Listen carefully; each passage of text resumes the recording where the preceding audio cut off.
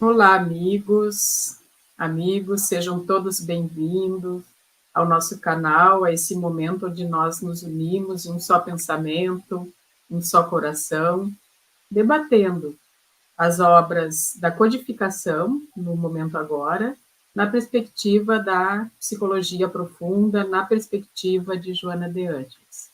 Hoje, então, aqui comigo a Adriana Lopes, né? Em seguida já vai dar um oi mais caloroso para vocês. Nos bastidores, o Carlos, sempre nos auxiliando. E hoje nós vamos, então, para a nossa aula 4, o sono e os sonhos e a dinâmica da psique. Recordando que nós estamos estudando, então, aqui o Livro dos Espíritos, na segunda parte, capítulo 8, onde fala da emancipação da alma.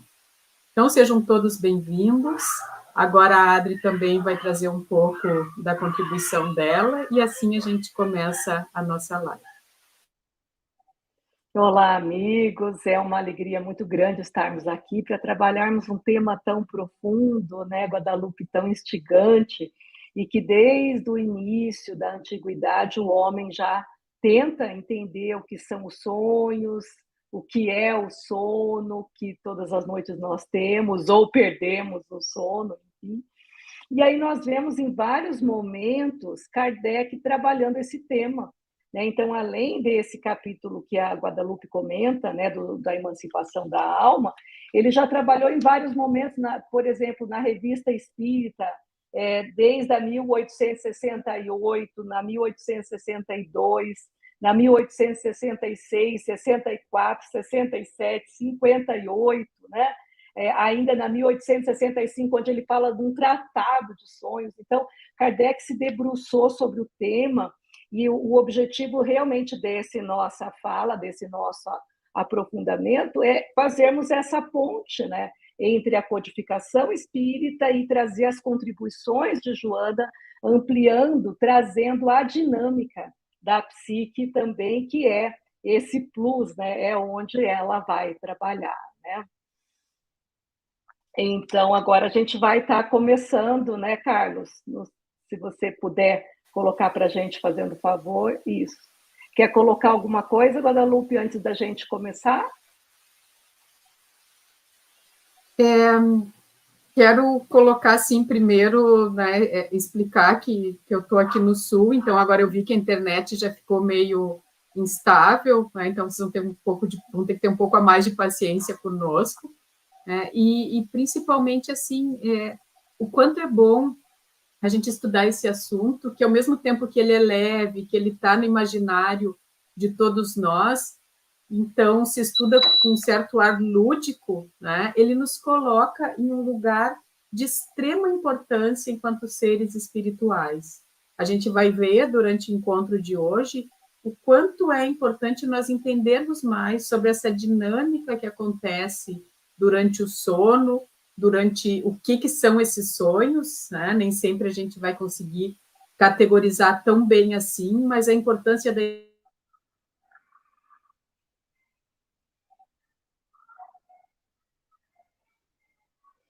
Houve ali uma queda novamente, para né? Então, então isso. poder vivenciar os. Caiu de novo, desculpa. Para então poder vivenciar essa realidade de uma forma mais plena. Isso.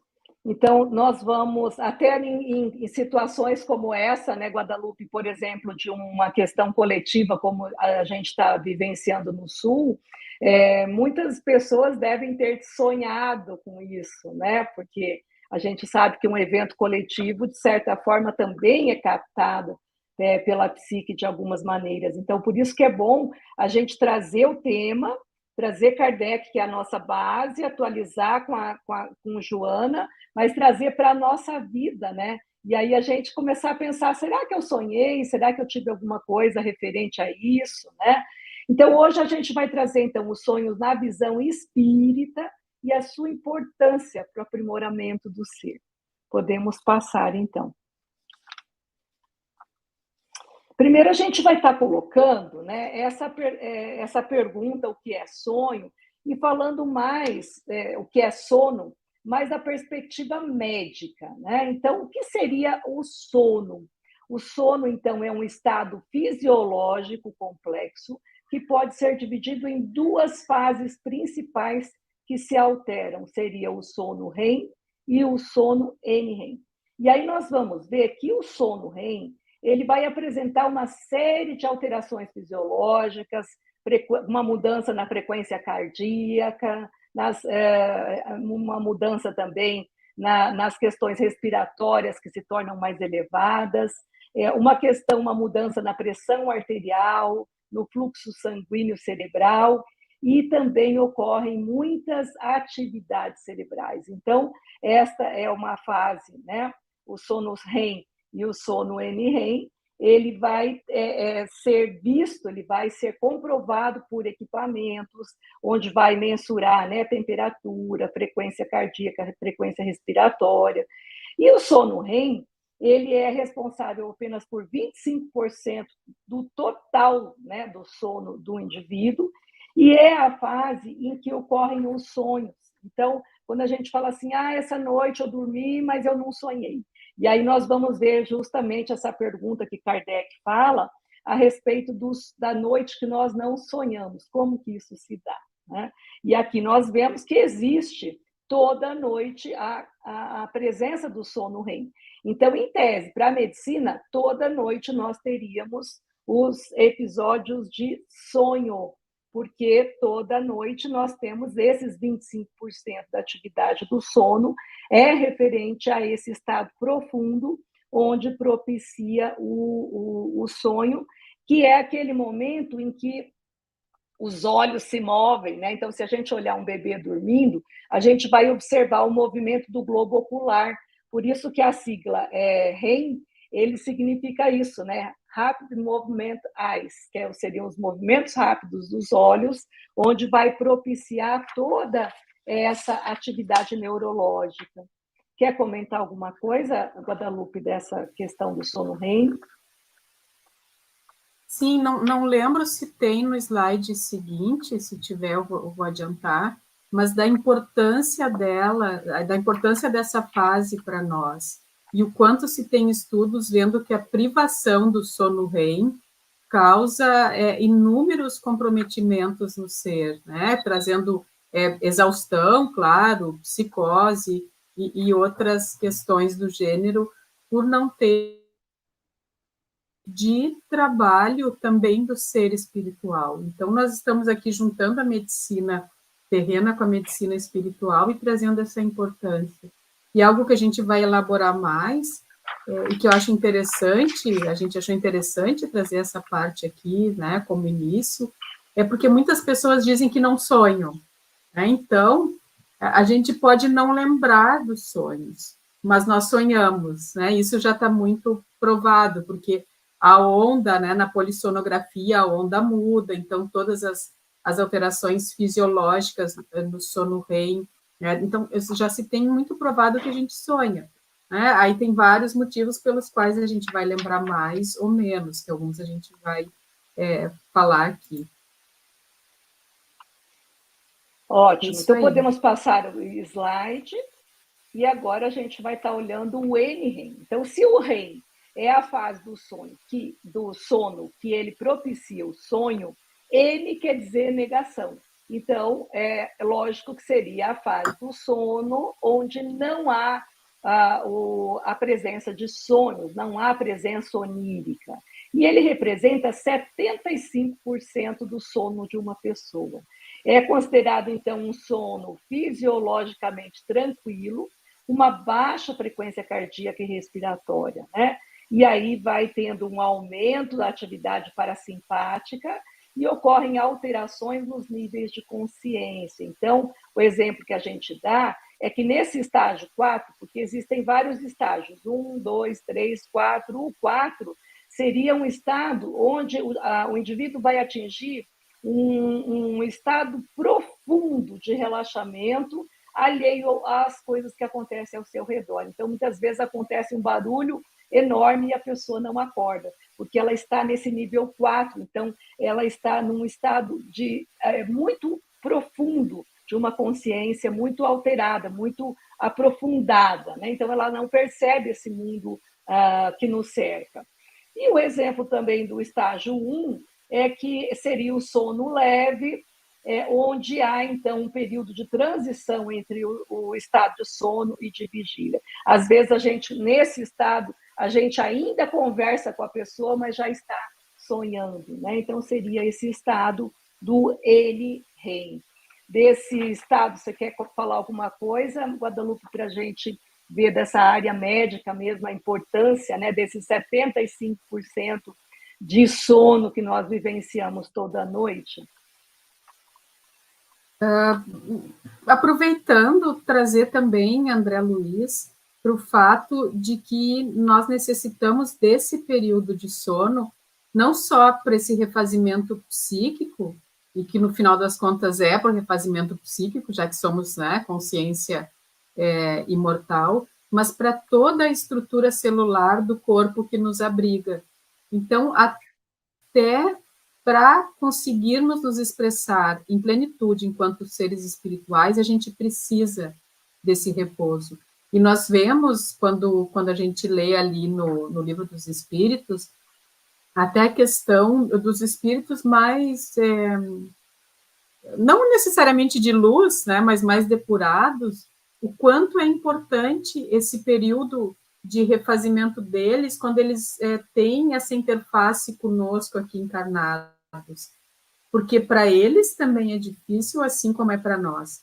Então, esse período também daqueles irmãos de maior capacidade espiritual que nos ajudam, esse período também é importante, mesmo depois que a gente desencarna, claro que toda uma outra estrutura espiritual. E eu trago isso como lembrança para nós, quando estamos na seara espírita, seja de uma forma mais oficial, mais sistemática, ou seja, trabalhando por aí enquanto seres espirituais, querendo praticar a caridade, aprender a caridade, o quanto o repouso bem dosado ele é necessário. Não a preguiça, não aquele momento onde a gente ultrapassa esse local de um repouso necessário. E Joana de Ângeles nos traz isso na sua obra, que para que a gente tenha forças para ajudar, a gente precisa ter esse momento de reclusão, porque de outra maneira a gente troca o silício material de antigamente por uma privação de um momento de descanso e de sono, achando que a gente está fazendo melhor. Né? Então, esse meio termo também é importante em uma amplitude muito maior que só a gente falar de sono e de sonho, como o repouso mínimo necessário para que a gente consiga se expressar em toda a nossa potencialidade, seja aqui na Terra ou no plano que nós estivermos.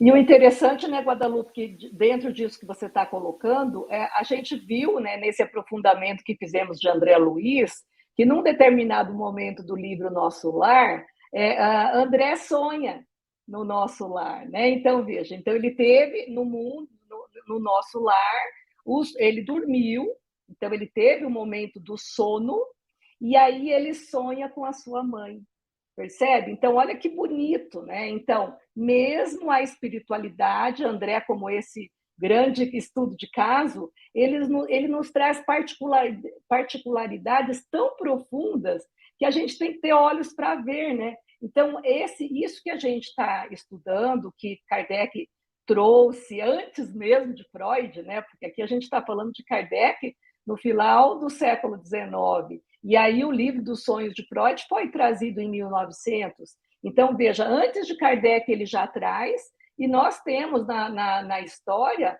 outros pensadores que antes de Cristo já tiveram tratado sobre sonhos, né? Então, olha como a humanidade sempre se debruçou, e o interessante é que no nosso lar eles também sonham, né? Então, isso para mim foi uma pérola que o André nos traz, para a gente pensar como seria lá. Então, nós vamos passar agora o próximo slide, que aqui a gente já vai trazer um pouquinho de Kardec, no Livro dos Espíritos, a questão 401, falando que ainda, eu esqueci de falar, Mas ele trabalha no que é o Espiritismo também, no Livro dos Médiuns, na Gênese e também no Livro dos Espíritos. Então, veja como foi um tema amplamente estudado por Kardec, além do que a gente conhece no Livro dos Espíritos, né? Aqui, Kardec pergunta para a espiritualidade maior se durante o sono a alma repousa como o corpo, né? Está lá na questão 401, intitulado Da Emancipação da Alma. E a resposta da espiritualidade é uma resposta importante, que ela diz assim, não, o espírito jamais está inativo. Durante o sono, afrouxam-se os laços que o prende ao corpo e não precisando este, então, da sua presença, ele se lança pelo espaço e entra em relação mais direta com os outros espíritos, né? E ali eu peguei uma imagem de como ele, inicialmente, ele vai ficando acima do corpo e depois ele fica em pé, e então ele tem esse estado do que Kardec fala de emancipação da alma.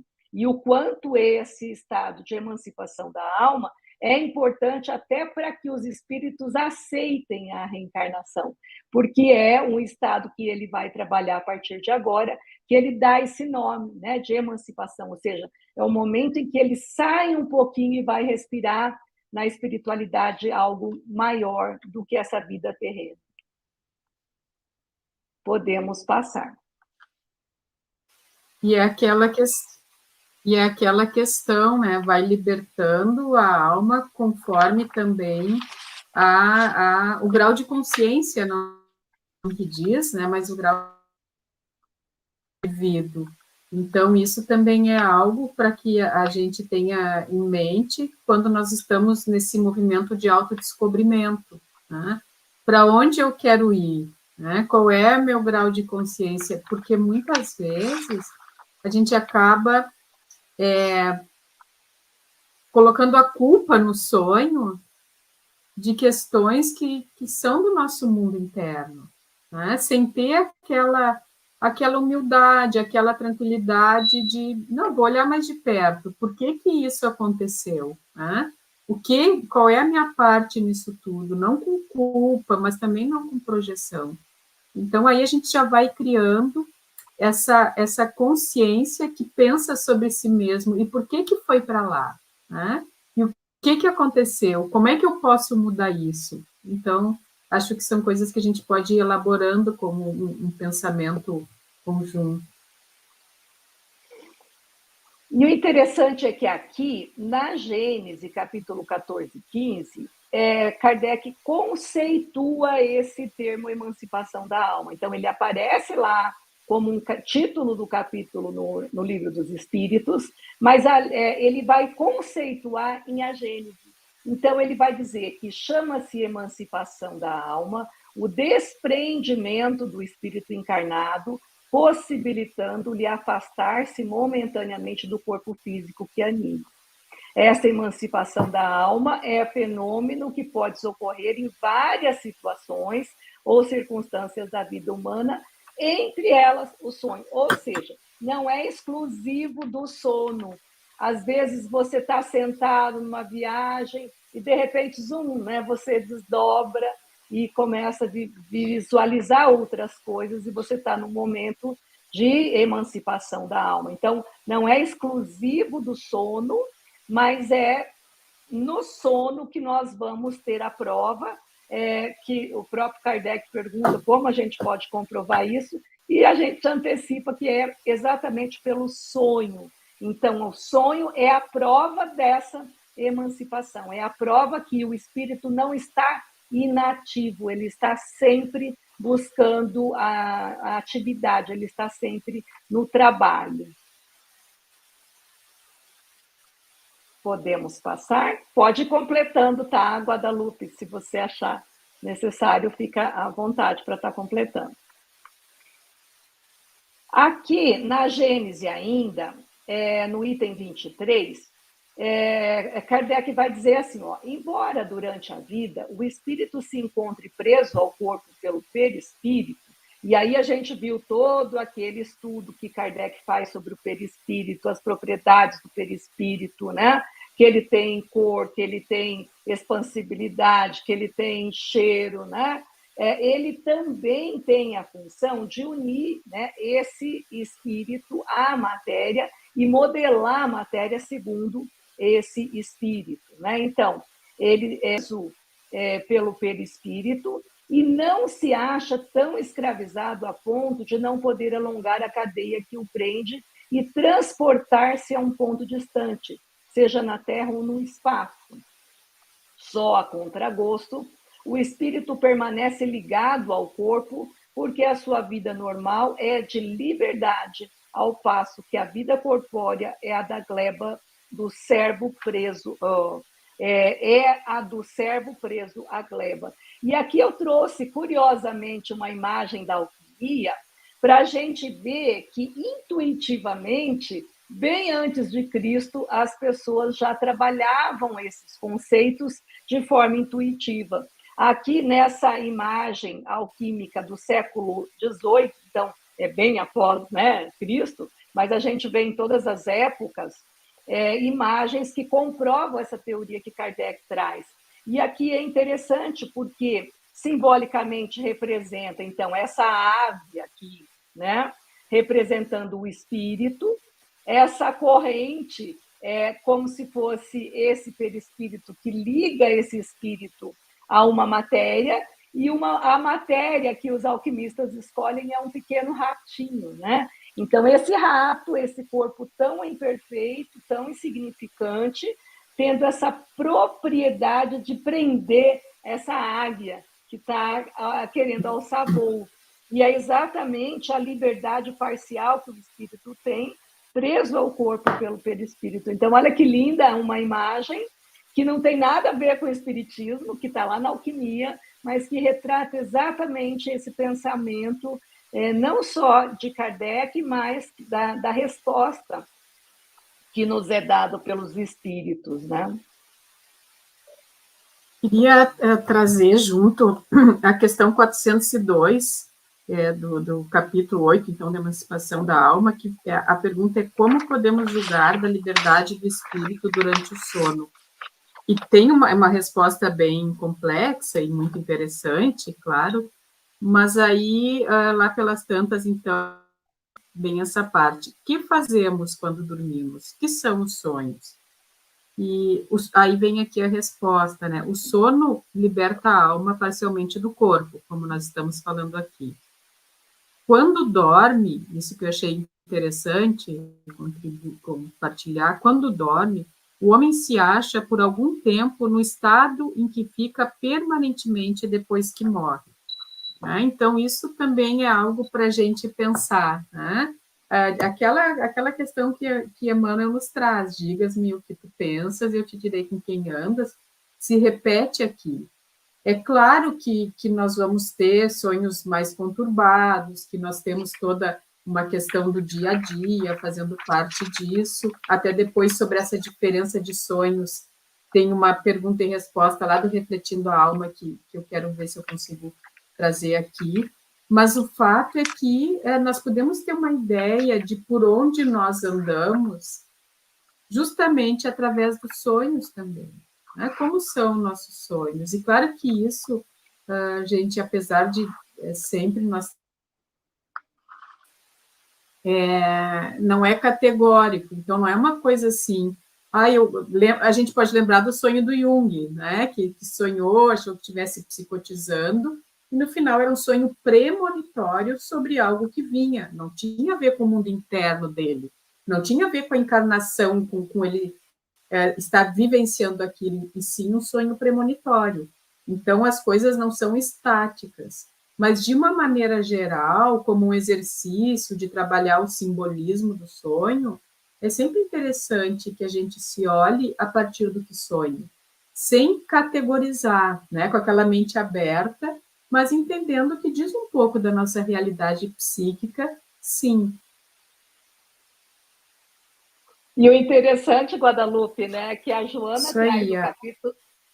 A Joana traz no capítulo 7 do ser do autoconhecimento, uma busca interior, no capítulo 7, com o título O Ser Subconsciente, ela parafraseia essa frase que você trouxe, né? Diga-me com quem andas, né? Ela diz assim, ó, dize-me o que sonhas e eu te direi quem és e qual o futuro traz. Olha que legal, né? Então, veja, o sonho podendo dar uma Que linda, imagem né?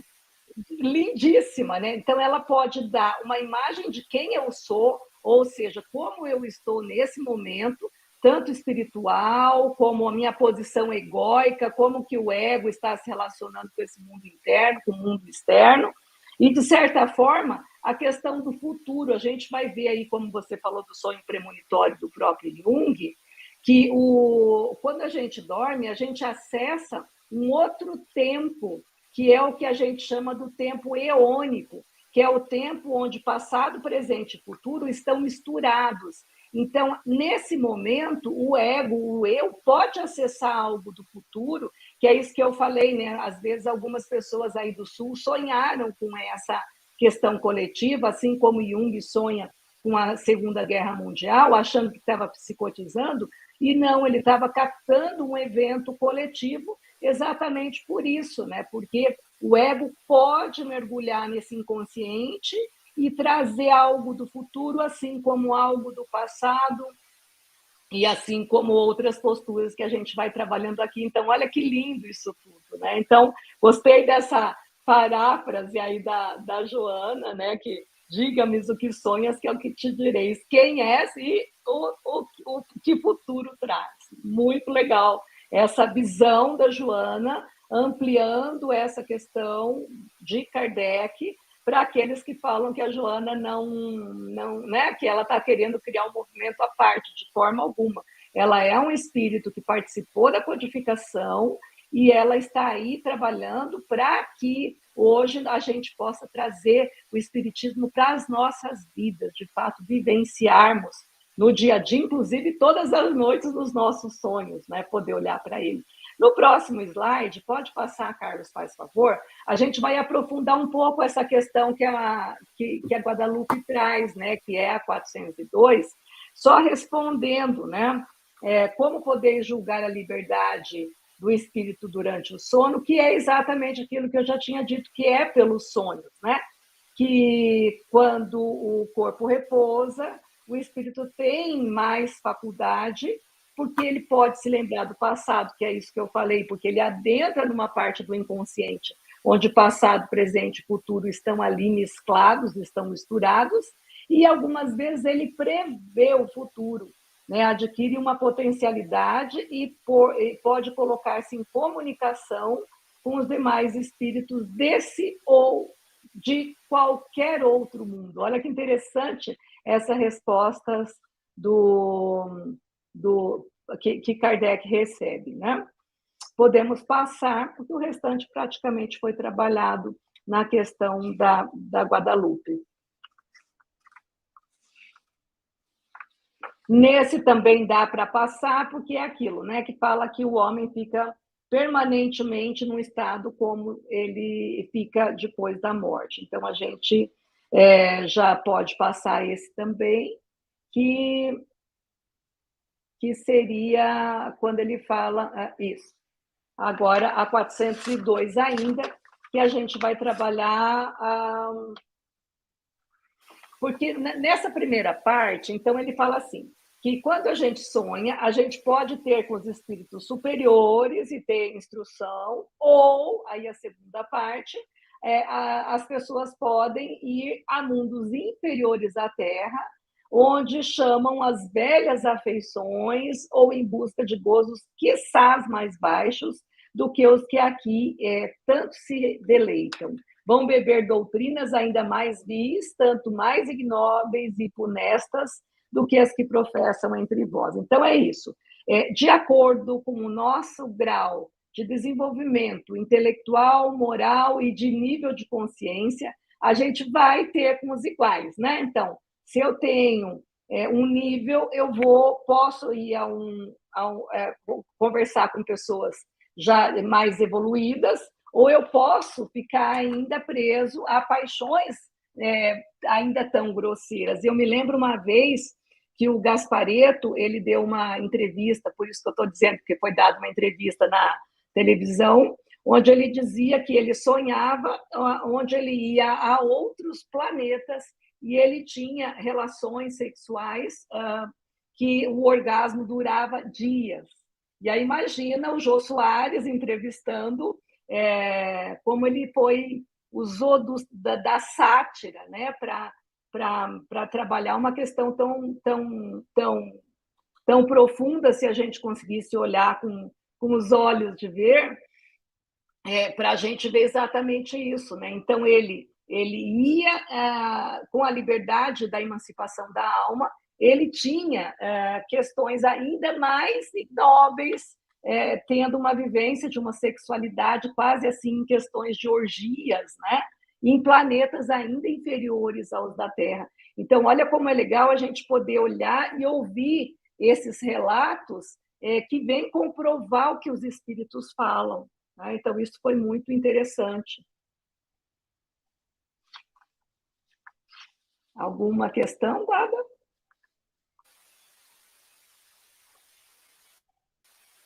Oi, estão me ouvindo aqui? Sim. Tá ouvindo, Adri? Não, e lembrando disso que tu estava falando, né, desse exemplo, o fato de que nós temos um quantum de energia vital. Então, também, como é que isso está sendo trabalhado? Né? Para onde que está indo? Né? Porque nós somos esse sistema semi-fechado, não fechado, mas onde nós temos um tanto de energia que é reciclada, digamos, mas com a qual nós vamos nos posicionar no mundo. E quando eu falo mundo, né, o mundo espiritual, que é aqui onde a gente está, apesar de encarnado, também é o mundo espiritual, né? Então, isso também é importante, porque muitas vezes, e acho até que mais para frente dos slides tem isso, Adri, então, né, eu me corrige aqui se eu estiver pulando, mas muitas vezes a gente fica preso a essas paixões, né? Sejam aqui, tu trouxe a questão da sexualidade, mas seja também a questão de um materialismo muito intenso, ou das questões de gula, ou de avareza, e assim por diante, né? Ou até mesmo de apego muito, e isso acaba nos levando, dentro do nosso mundo onírico, para esses lugares. Né? Então, a gente também pode ir se percebendo e vendo que, opa, né, vamos olhar melhor para isso, o que está acontecendo, né, não com essa questão de se culpar, né, mas de realmente, como diz a Joana, não se culpa nem se desculpa, se descobre, de realmente se colocar em um lugar mais, mais adulto, né, do ponto de vista espiritual, de uma consciência não de sono, de uma consciência desperta realmente, que transita por todas as nuances da vida espiritual, sem necessariamente se deter em nenhuma, mas com muita responsabilidade e com muita seriedade, o que não quer dizer não ter leveza e não ter alegria de viver. Muito bom. Então, vamos continuando com a questão 402. Essa 402, né, Guadalupe, como você mesmo disse, ela é longa e vale a pena a gente ler e reler várias vezes, porque ela é muito profunda, né? Aí podemos passar e a gente vai estar vendo que aqui é exatamente, então eu vou pegando as ideias básicas assim, só para estar mostrando, né? Não, é olha mais aí, ó, viu? Gente, não, gente, deixa eu, né? Eu li, a Adri fez os slides e eu li, e agora eu fico atropelando, né? Porque um pouco do que eu falei tá aí, né? Então vamos rever essa parte, porque eu acho bem interessante, né? Podemos passar o seguinte, porque esse eu já tinha trabalhado, a gente trabalhou, tá, mas o bom é assim, né? Que a gente vai trabalhando esses conteúdos, né? E aqui na sequência da 402, é isso que Kardec enfatiza, né? Eu só coloquei para que a gente ficasse olhando que exatamente em virtude do sono que os espíritos aceitam a encarnação, né? Porque eles estão sempre em relação com o mundo dos espíritos. É isso que a Guadalupe falou, né? Tanto num mundo mais evoluído ou menos evoluído, mas a gente está nessa relação, tanto com esse mundo dos espíritos, o mundo fora, quanto ao mundo interno, né? Então, veja, o ego faz ao dormir se visitar fora e também se visitar, né? Então, por isso que o sonho pode estar retratando uma vivência do espírito, mas também a gente vai ver mais à frente que, simbolicamente, ele pode estar representando o meu mundo interno, então, como está a minha sombra, minha ânima, né? E é por isso que é muito difícil, e essa questão do trabalho com os sonhos, ele é algo muito profundo e realmente sério para a gente estar se dedicando e olhando, como o Guadalupe falou, o que aconteceu hoje para me ter sonhado isso, né? Então, é isso que é importante da gente estar pensando. Então, nesse slide aqui, os espíritos aceitam, porque ao dormir, ele pode retemperar-se na fonte do bem, que é vivendo um pouco com os espíritos superiores, o protetor, o anjo da guarda, ou os amigos, né, estando encarnados ou desencarnados durante a noite, nessa momento de emancipação da alma. Podemos passar. Quer dizer alguma coisa daí, Guadalupe?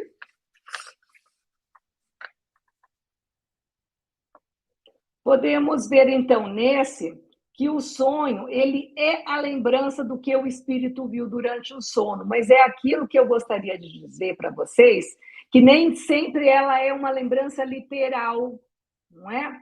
Então, a gente vai ver que existem as partes simbólicas. Só existe, a gente vai ver que o sonho premonitório é 1 em 1 milhão, praticamente. Então, quando eu sonho, então eu sonhei que meu pai morreu. Nossa, ele vai morrer mesmo? Né? Então, raríssimas as vezes ele é literal. Claro, existe uma probabilidade muito pequena disso acontecer de fato. Existe, mas é muito raro. Mas normalmente a gente olha isso simbolicamente, né? Então, aqui a resposta que os espíritos deram a Kardec é que o sonho ele é uma lembrança, mas aqui vem a pergunta, né? E nem sempre a gente se lembra do sonho. E aí que vai responder aquela pergunta que a gente falou do sono REM e o sono NREM. Então, se a medicina fala que nós vamos sonhar toda noite, que vamos ter o momento do sono REM, por que é que nós não nos lembramos? E aí, os espíritos vão dizer, né? Que muitas vezes apenas nos fica a lembrança da perturbação que o vosso espírito experimenta à sua partida ou o seu regresso, acrescida que resulta do que fizestes ou do que vos preocupa quando despertos.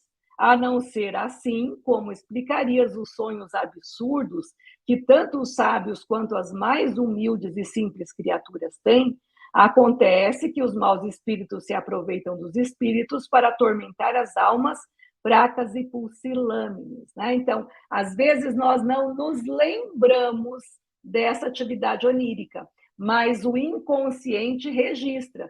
Tanto é que a Joana, quando trabalha a questão do sonho, ela vai estar naquele capítulo que ela diz, ela dá o título de subconsciente. Então, é ali que estão os registros que mesmo a gente não lembrando, intuitivamente a gente pode guardar essa lembrança e no momento necessário vem em forma de intuição essas informações, né? Daqui você quer completar, Guadalupe? Quero aproveitar para trazer, eu vou trazendo algumas referências assim de leituras que nós fizemos, e 1h30 é pouco para falar sobre tudo. Eu boto ali peço para o Carlos colocar, mas o Manuel Filomeno de Miranda também tem um capítulo muito bom falando de sono e sonhos, no temas da vida e da morte, que é algo que a gente também sugere que vocês leiam, porque traz um apanhado muito prático, assim como de como a gente lidar com isso, né? Assim como o autodescobrimento que a Adri está referindo aqui, também traz essa questão da higiene do sono e de nós podermos aprender a alterar, né, o nosso padrão de sonho, no Manuel Filomeno de Miranda também.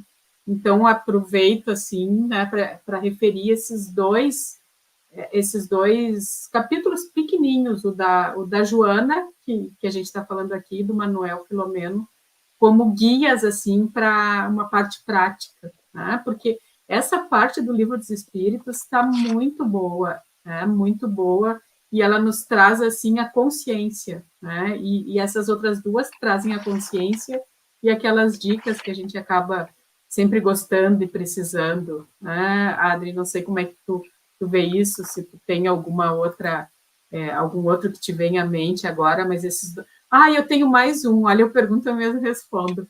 No momentos, eu tenho quase certeza que no Momentos de Harmonia, pessoal, daqueles livrinhos pequenininhos da Joana de Ângeles, eu tenho quase certeza que é no Momentos de Harmonia, tem um capítulo que é Na Hora do Sono.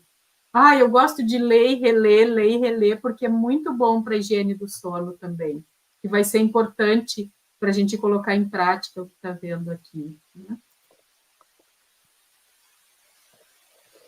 Então é isso, eu vou botar ali para o Carlos colocar para nós eu estava colocando outra da referência. Joana, né, do autodescobrimento. Podemos passar Daquele. podemos passar, Carlos, por favor, o slide. E aí, quanto aos efeitos da emancipação da alma, é só para a gente trazer e focar que os espíritos dizem que a lembrança que traz à memória os acontecimentos precedentes da precedente existência ou de existências anteriores, né? Então, no momento do sonho, a gente pode ter essa clarividência indefinida de locais longos que ele foi, como no caso do Gasparetto, que vai a outros planetas, né? E a vivência que ele tem ali. Ou então há existências anteriores revisitando locais.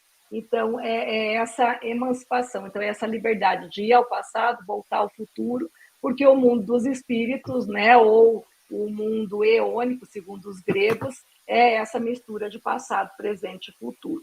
Podemos passar.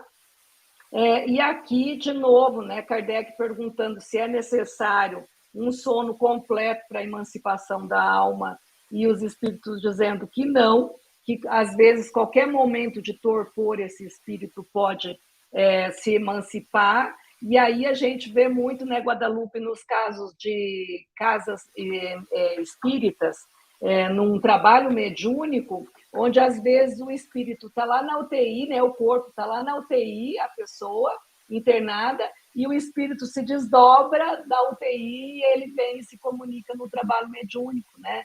Então, isso é possível? Sim, é possível. Por quê? Porque nesse estado de emancipação da alma, inclusive no momento em que o corpo está muito debilitado, o espírito pode, sim, né, ter isso. E a gente vê em casos, por exemplo, de Barçanufo, né, Eurípides Barçanufo, foi um médium maravilhoso, onde quando ele recebia pedidos de socorro, ele dando aula, ele pedia para os alunos sentarem, e ele então sentava na mesa lá, né, do professor, se concentrava, o corpo ficava ali, e ele, em emancipação da alma, fazia partos, atendia as pessoas, né, em termos médicos, né, ele fazia um atendimento para aquela pessoa que precisava. Então, tudo isso é a emancipação da alma, nem sempre apenas no sono, né? Mas o sonho é um exemplo que comprova esse estado de emancipação da alma.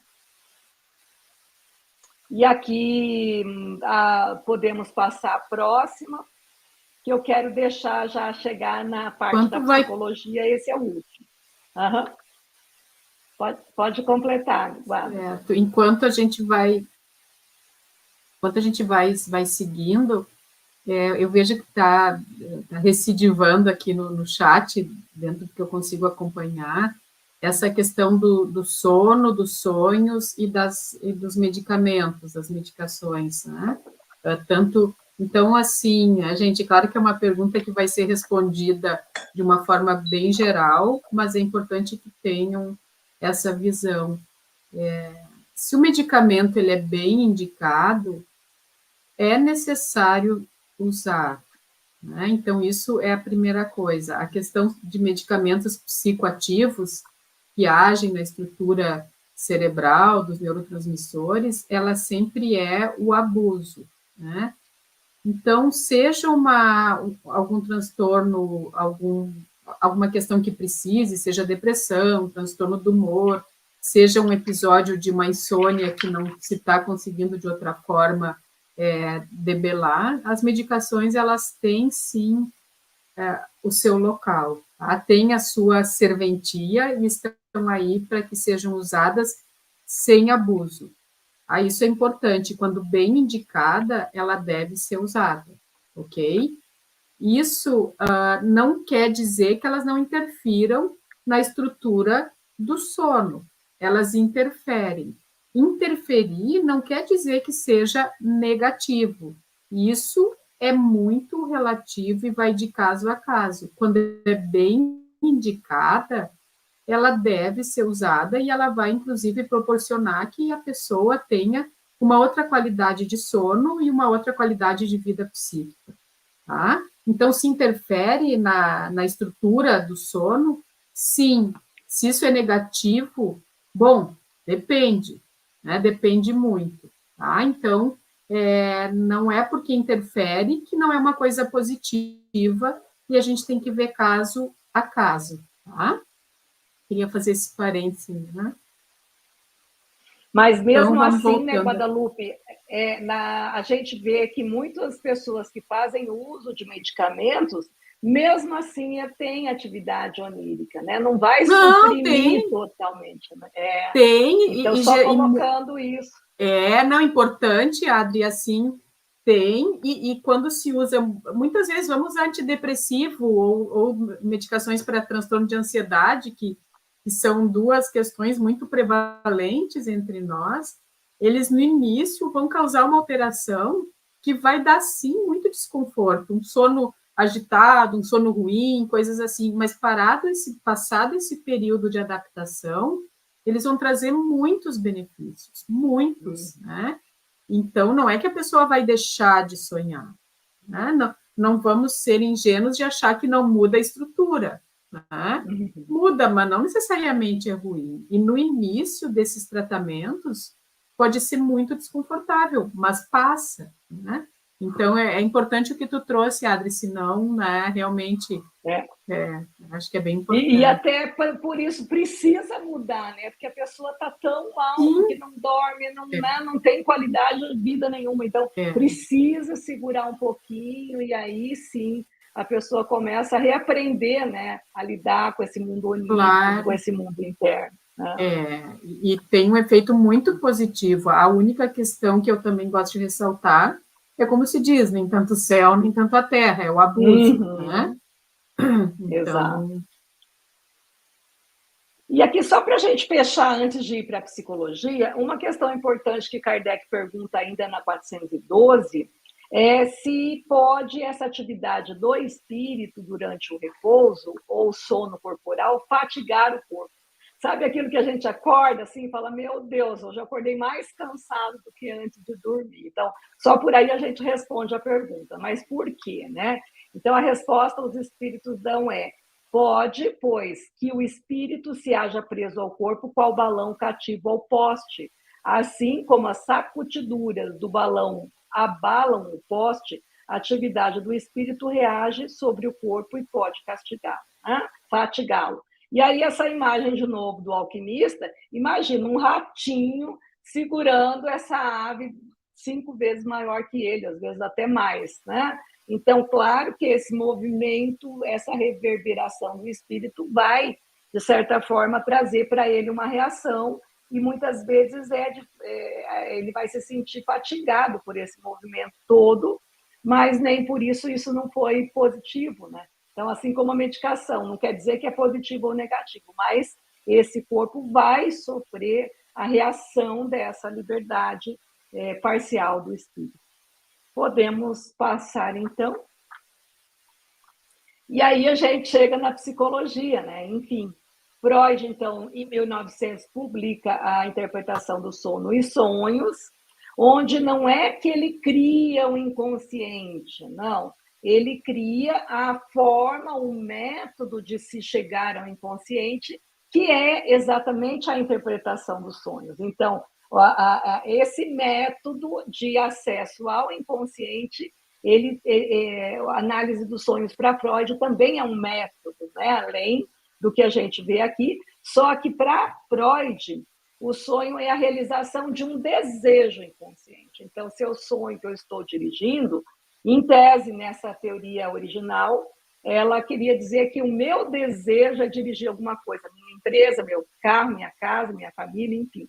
Seria um desejo inconsciente, o que é um pouquinho diferente da teoria junguiana de análise dos sonhos, porque para Jung, o sonho ele retrata uma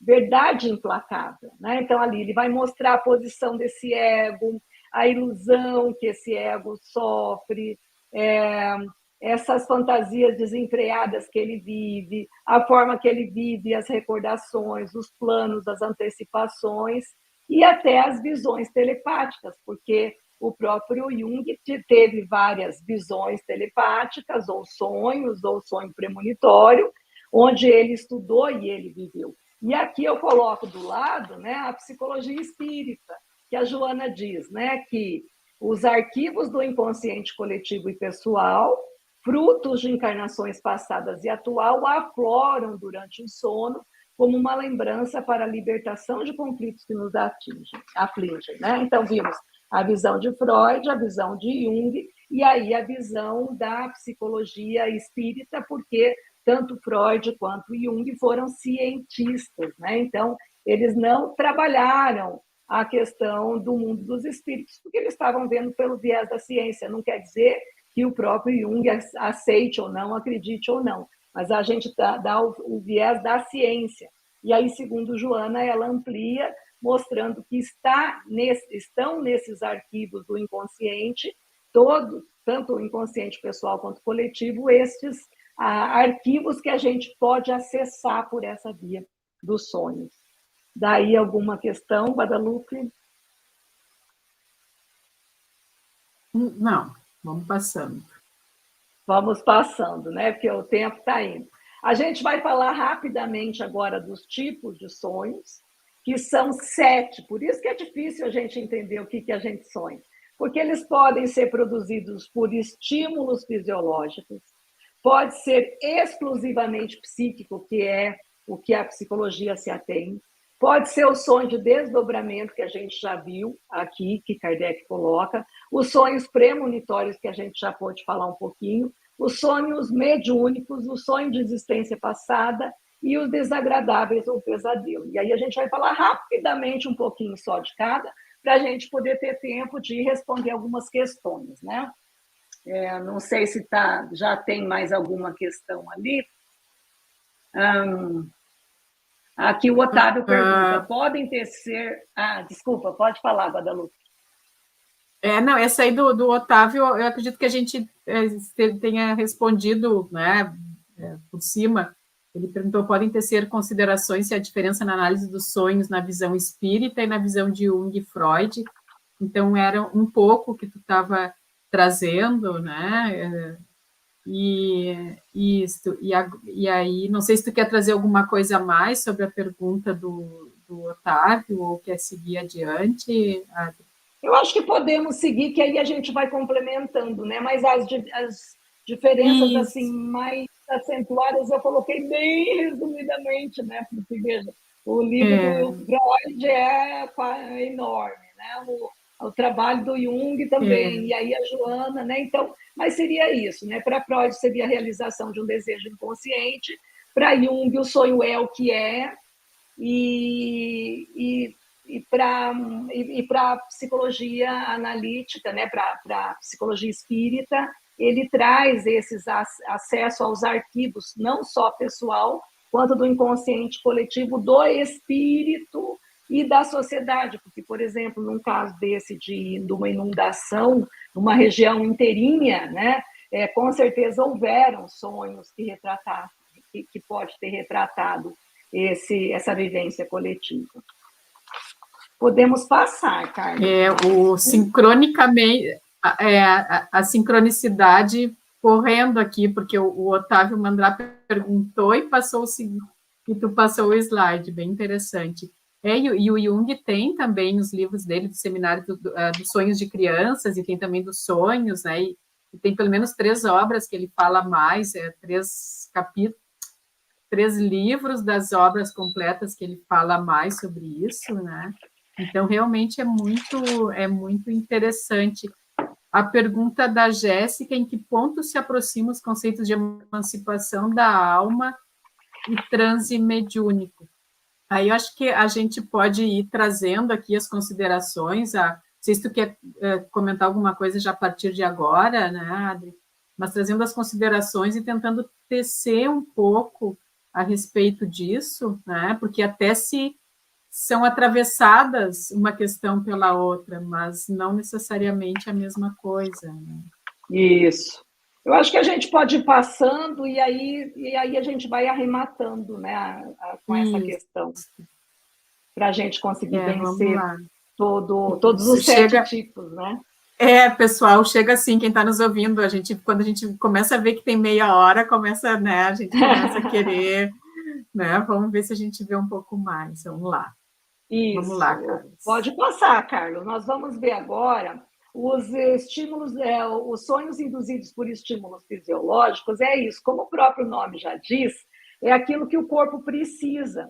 Então, por exemplo, você dorme com o estômago cheio, comeu uma feijoada, né, básica, assim, aquela feijoada de sábado, aí você deita depois do almoço e dorme. Aí a feijoada, além de ser aquele monte, ainda estava salgada. Então, veja, o corpo, além de estar sobrecarregado de comida, está entupido, né? Obrigando todo aquele esforço do estômago para fazer a digestão, ainda está desidratado pela falta d'água, porque o sal em excesso ele vai necessitar do sal, né?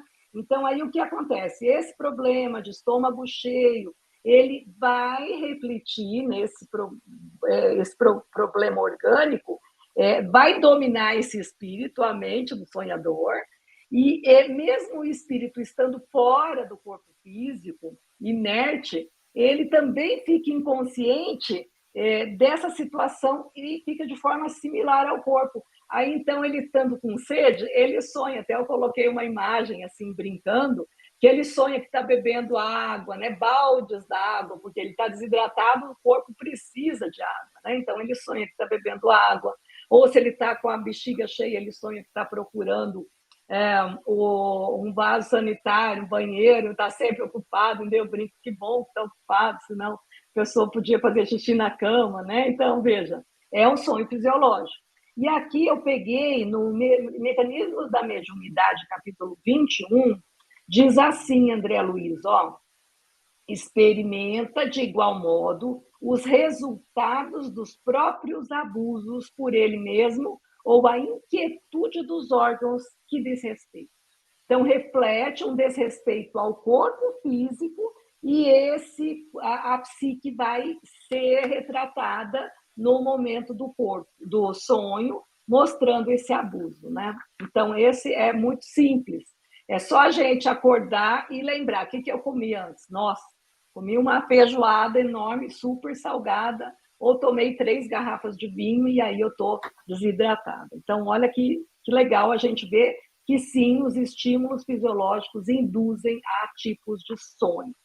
Podemos passar. Alguma coisa daí, Guadalupe? Não, tô lembrando de outros recortes da obra do André Luiz, que trazem alguns relatos relacionados com sono e sonhos. Então, na medida que a gente vai falando, eu vou pedindo para o Carlos colocar ali, para o pessoal depois ler. Vamos deixar com bastante material, né? Então, daria para pôr esse, né, Carlos? Mecanismos Isso. da Mediunidade, capítulo 21, né, onde ele vai trabalhar de forma muito bonita essa relação corpo e sonho, como que os estímulos fisiológicos vão estar sendo retratados no momento do sono, né? Podemos seguir adiante. O segundo tipo são os exclusivamente psíquicos, e esses são os sonhos que o Jung trabalhou, se debruçou e trabalhou de uma forma belíssima, e que a gente tenta, de alguma forma, no consultório, trabalhar isso, né? Então, são os que não resultam da atividade do espírito, mas como esse ego vivencia o mundo interno.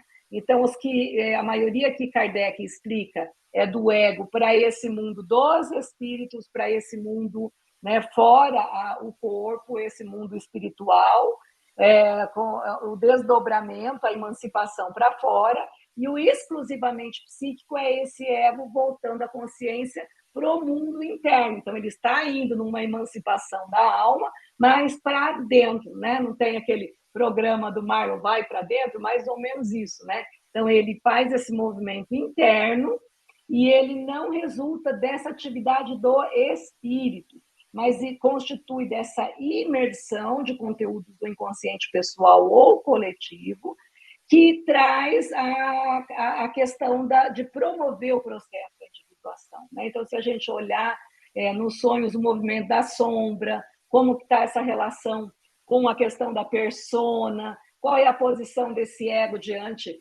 da realidade, é um ego super narcisista, é um ego egoísta, enfim, como ele se coloca. Enfim, seria esse o sonho exclusivamente psíquico. Podemos passar, e eu só quero trazer essa frase no próximo slide, da Von Franz, Marie-Louise Von Franz, que ela tem uma frase linda, que eu adoro, que ela diz. Aí eu volto na pergunta, né, do Horato, né, que ele pergunta, né, dessa diferença de Freud e Jung, e a Von Franz fala assim, não, os sonhos têm sido considerados a via régia para o inconsciente, que é a frase de Freud, né? Freud fala que o sonho é a via régia, é o método que ele usa para acessar o inconsciente. E aí ela continua, né?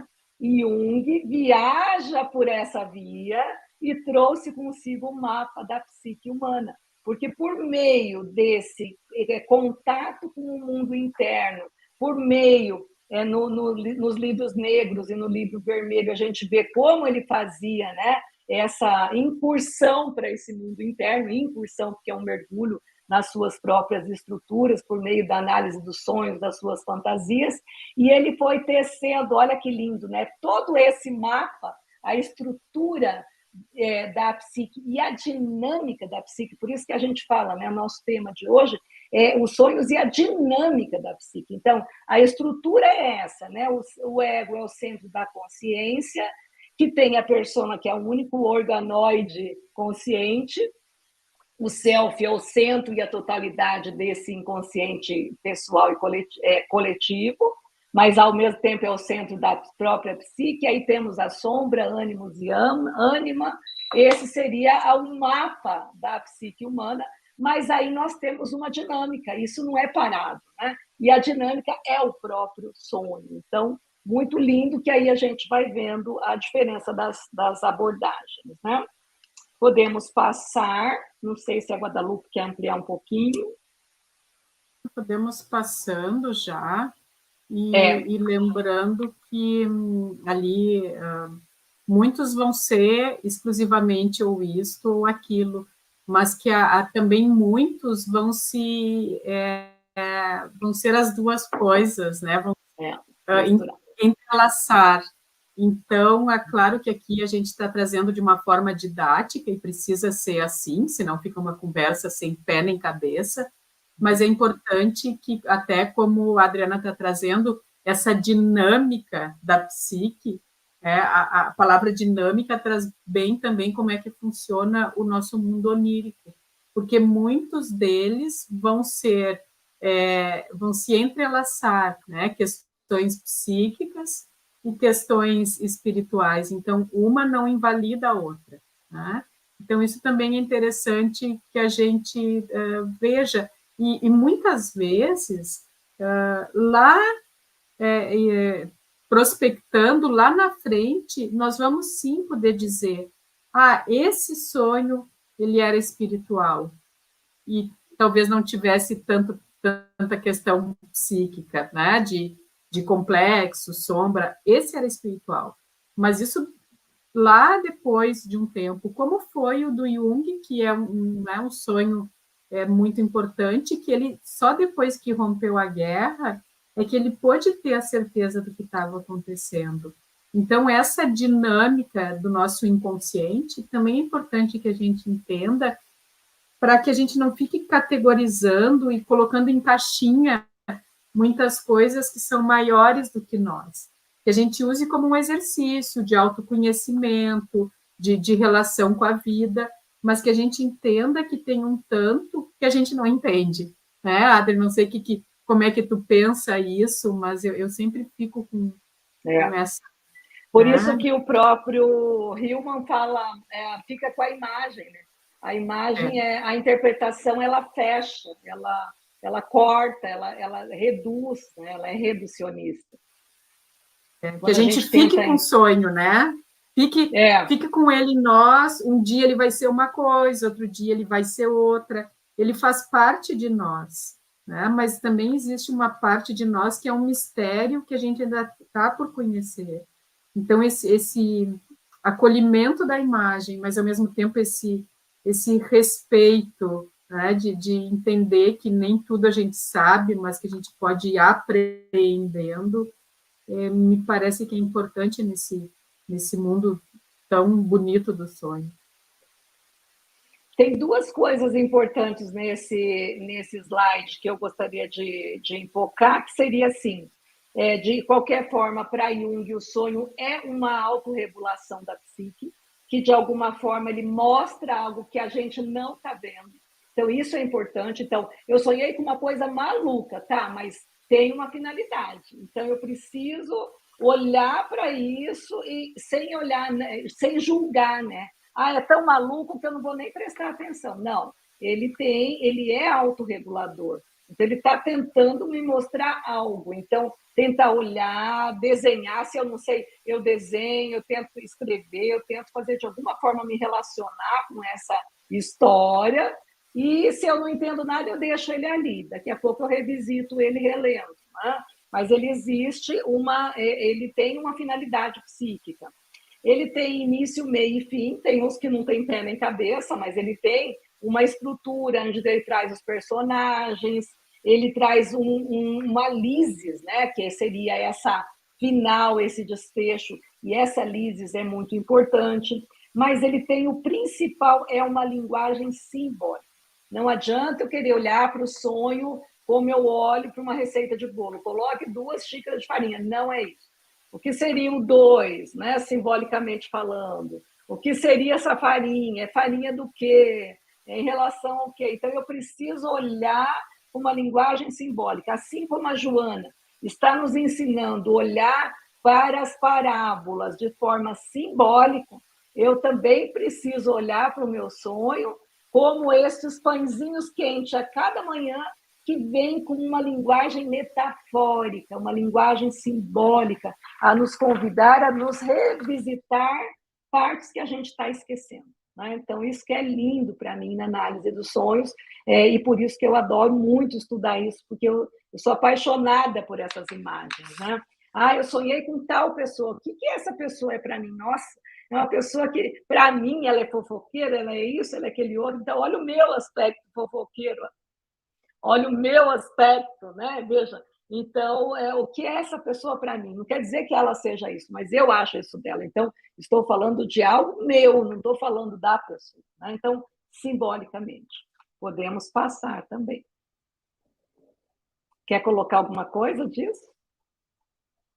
Não, um parêntese de como é bonito o teu trabalho com sonhos e a morte, né? Que o quanto a morte do corpo físico, na verdade, o nosso mundo onírico traz bem como uma continuidade, não como uma ruptura. Né? Então, isso também é importante, assim, de passagem, trazer, assim, para o pessoal, né? Que o nosso próprio inconsciente mostra sonhos de continuidade quando a gente está próximo à morte. Né? Isso é muito bonito e muito acolhedor. Lindas imagens. Eu só trago algo do Hall, agora James Hall fala assim, que é importante registrar o sonho, então anotar o sonho. Tem gente que além de anotar, desenha alguma cena do sonho, né?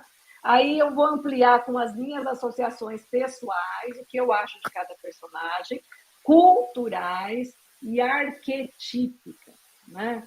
Então, é por isso que o Jung fala da importância de se estudar mitologia, de se estudar uma série de coisas, né, mesmo de povos primitivos, porque às vezes ele está trazendo um viés arquetípico que o sonhador não sabe, né? E aqui o propósito do sonho como uma compensação para esse ego que não consegue ver muita coisa, ele está inconsciente. Então, seria desse slide, isso daí que eu gostaria de estar enfatizando.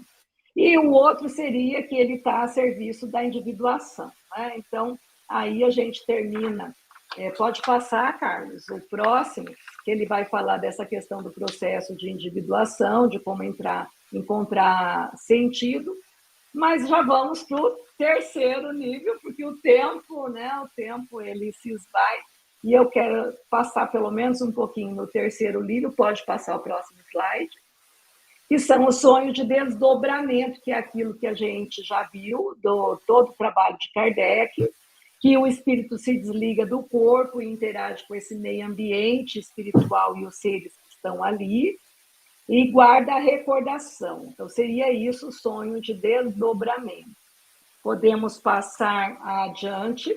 Aqui, Kardec fala disso quando ele fala que duas pessoas podem se conhecer e visitar durante o sono, e a resposta é que sim, que a gente se encontra sim, muitas vezes, talvez até em outros países, olha que lindo, né?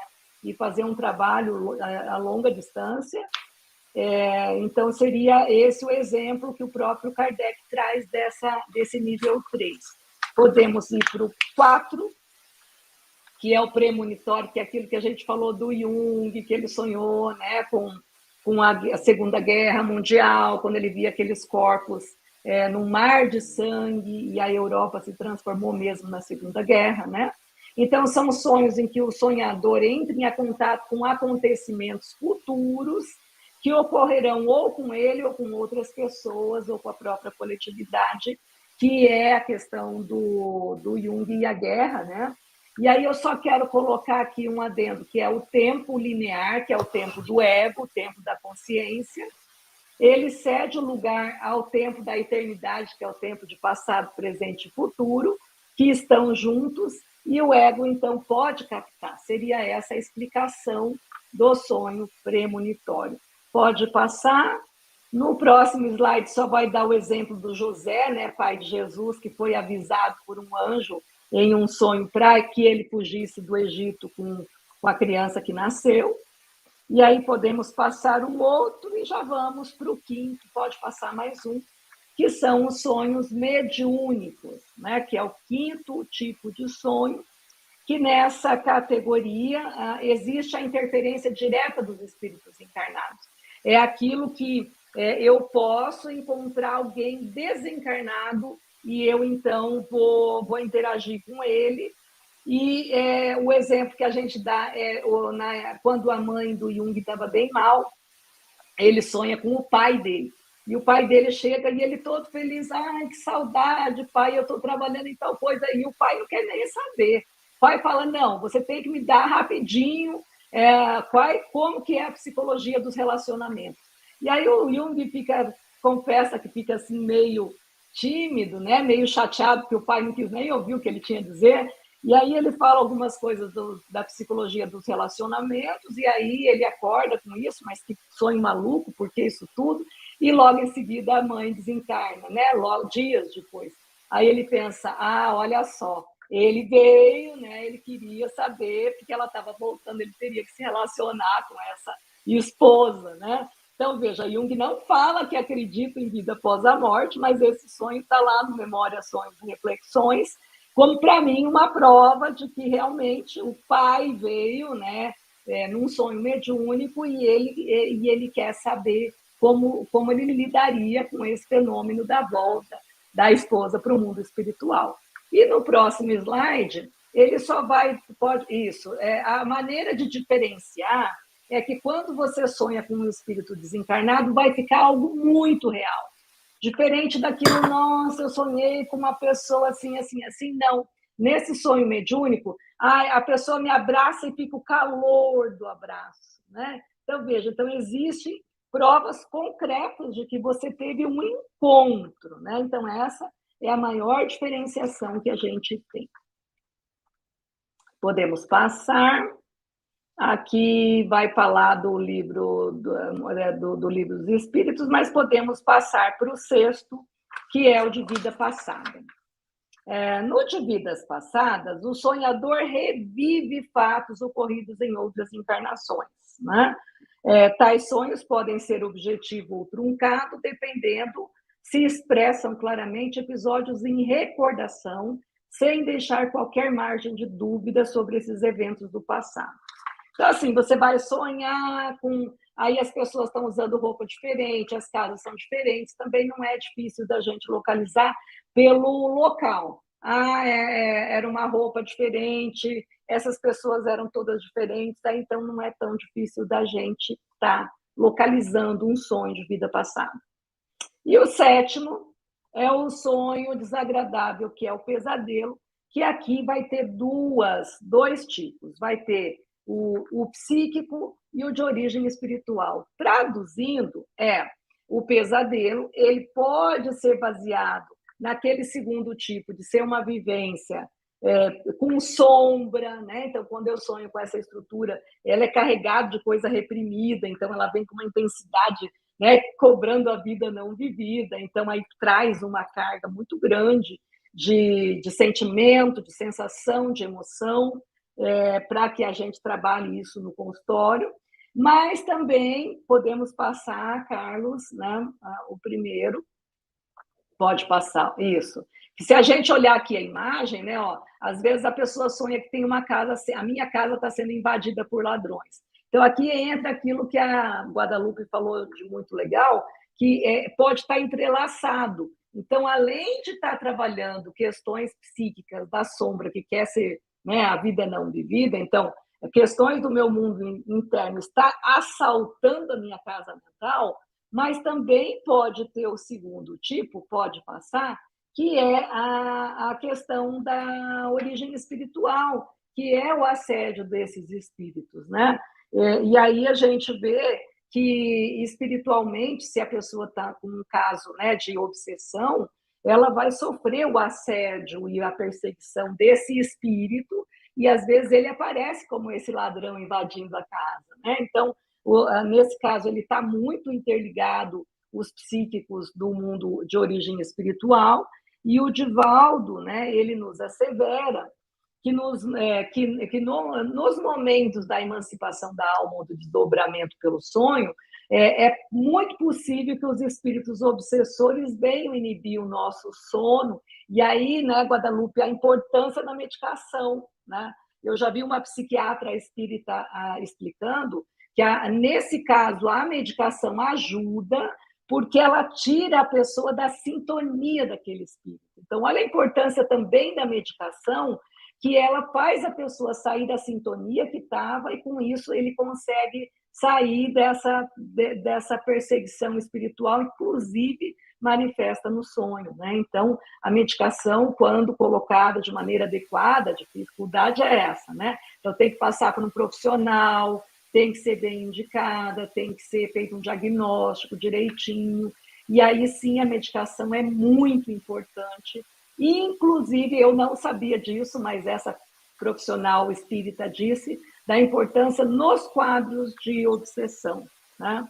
Podemos passar o próximo, e seria isso daí, né? Esse último também, podemos estar terminando, mais um.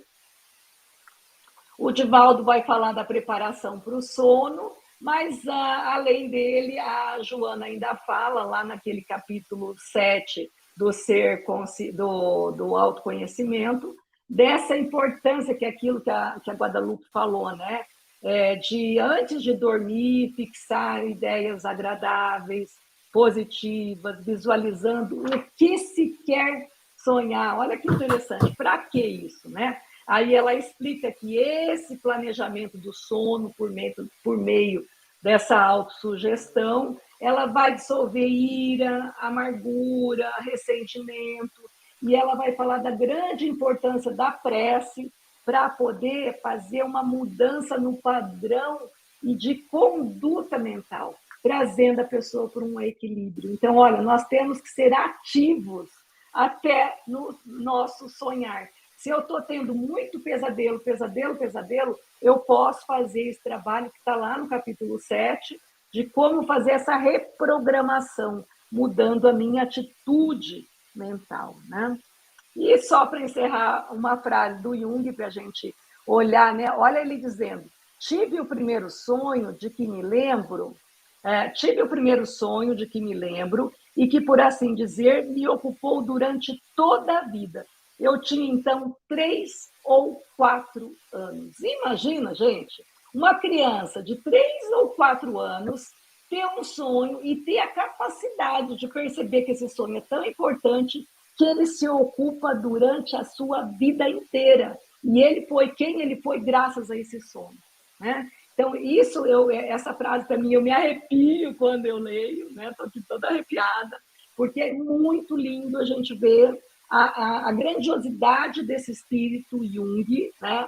De mesmo criança ele perceber a sutileza e a importância do sonho, né? Então, sonhar é poder acessar essa maravilha que é o nosso mundo interno ou externo, independente de que tipo seja, e poder crescer com ele, poder evoluir com ele, poder chegar em questões como a Guadalupe falou de tão linda, né? Esse mistério que é a própria vida. E ela vai trazendo para mim mesmo, que é a individuação. Eu quero ler uma... Carlos, tu põe para nós ali do Refletindo a Alma, uma resposta que Joana de Ângeles deu para a pergunta do núcleo de psicologia. Existe alguma forma de diferenciar os sonhos enquanto conteúdos do inconsciente daqueles que se estabelecem como percepções do espírito enquanto desdobrado durante o sono? Que é o que a Adri falou ali, então a resposta da Joana. Quando se trata dos conteúdos do inconsciente, os mesmos apresentam-se confusos, mesclados de imagens perturbadoras, que são as aspirações e atos não decodificados com clareza pela consciência lúcida, ou resultados de mecanismos automáticos de ocultação dos conflitos angustiantes.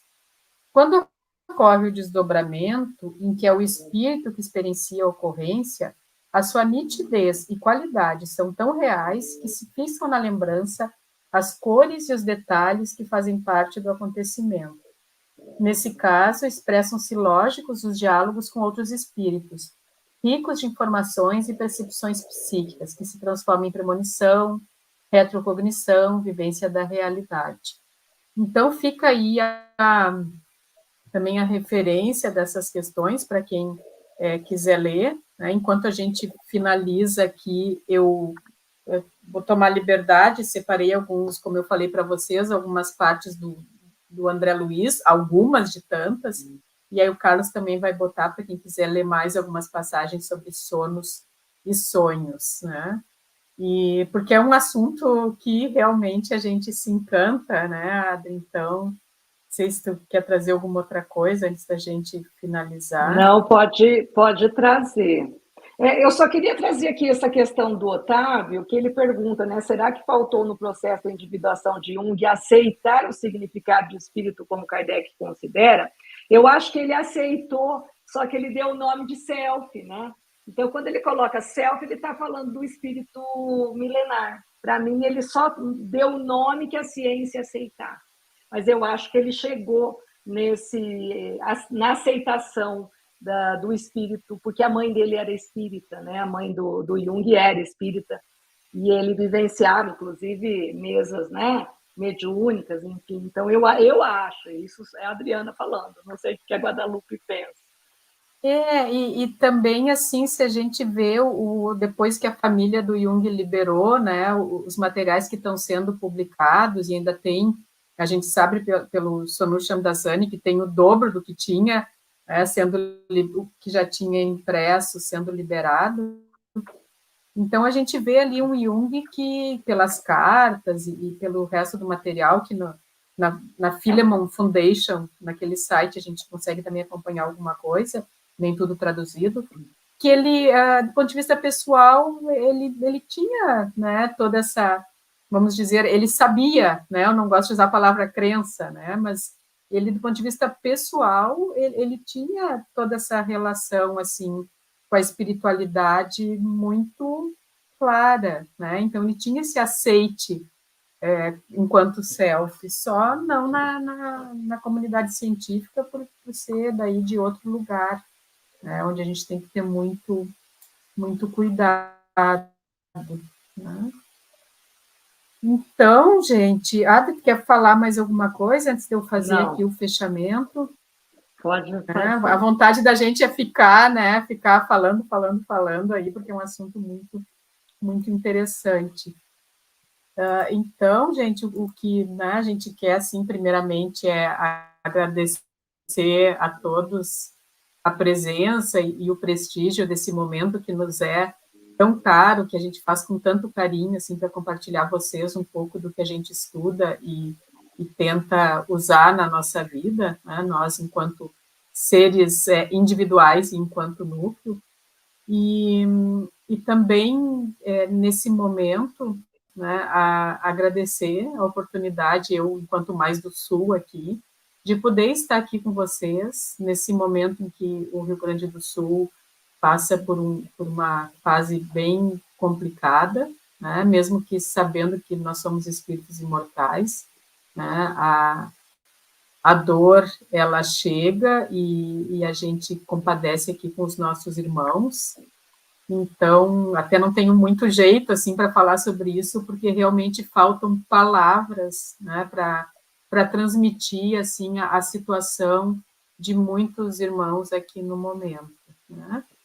Então, o que a gente queria pedir, o que eu queria pedir, né, mas tenho certeza que o núcleo compactua da mesma visão, é que vocês se unam a nós nos momentos de preces e radiações que a gente está fazendo lá na Mergs, nas quartas-feiras e nas sextas-feiras, e que, acima de tudo, claro, tudo que vier de ajuda material é mais do que bem-vinda.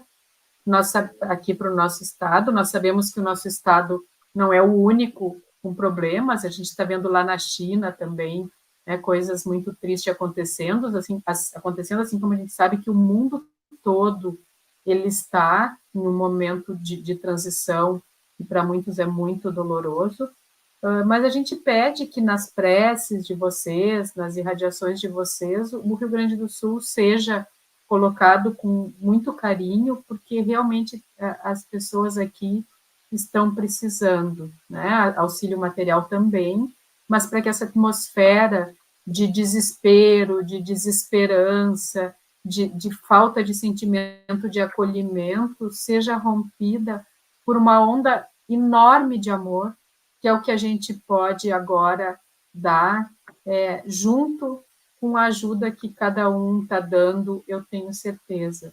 Porque isso vai longe, existe ainda um momento de reconstrução, existem muitas perdas de entes queridos, então fica aqui o nosso pedido para que se unam a nós em oração. Então, fora isso, né, a gente só tem a agradecer a presença de vocês na nossa vida, porque também é uma esperança, é um motor, é algo que nos dá vontade de estar aqui, né? Então, eu, enquanto aqui moradora de uma cidade que está ilhada, e eu, graças a Deus, com saúde, podendo estar no polo que ajuda, né? Saúde e segurança, é muito bom ter que estar nessa live, porque isso nos motiva a nos levantar, a levantar a nossa vibração, sabendo que tem outras pessoas que, como nós, acreditam, né, que ninguém fica desamparado. Então, é meio sem jeito, mas era isso que eu queria dizer para vocês, né, agradecer de joelhos por estar aqui e pedir que incluam nas preces, né, o mundo todo, mas o nosso estado também. Então, muito obrigada. Que é isso, né, Adri? Sim. Isso aí. Então, fiquem todos bem e que Jesus, Joana, nos permita que a gente continue ainda por muito e muito tempo vibrando em um só coração e em uma só religião, que é a religião do amor. E que os nossos irmãos todos se sintam acolhidos, amparados por esse amor que a gente está aprendendo a multiplicar, mas que se cada um forçar a sua mente a ficar nessa vibração de amor, nós vamos sim mudar esse mundo psíquico. Então, um grande abraço a todos e fiquem bem. Até lá.